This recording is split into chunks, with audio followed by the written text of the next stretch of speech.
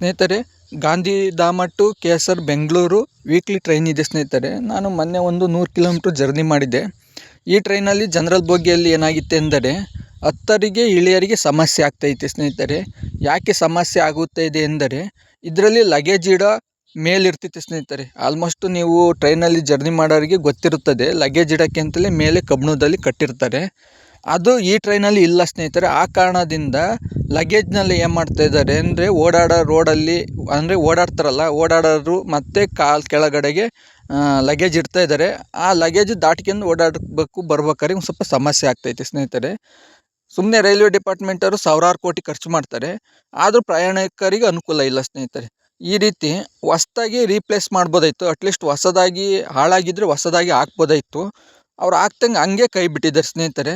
ಇದರಿಂದ ಜನಸಾಮಾನ್ಯದರಿಗೆ ಮತ್ತು ಟ್ರೈನಲ್ಲಿ ಹತ್ತರಿಗೆ ಇಳಿಯರಿಗೆ ಒಂದು ಸ್ವಲ್ಪ ಸಮಸ್ಯೆ ಆಗ್ತೈತೆ ಸ್ನೇಹಿತರೆ. ಏಕೆಂದರೆ ಲಗೇಜು ಇಡೋ ಸ್ಥಳದಲ್ಲಿ ಇವಾಗ ಲಗೇಜ್ ಇಡ್ತಾಯಿಲ್ಲ, ಬೇರೆ ಸ್ಥಳಕ್ಕೆ ಇಡ್ತಾ ಇದ್ದಾರೆ.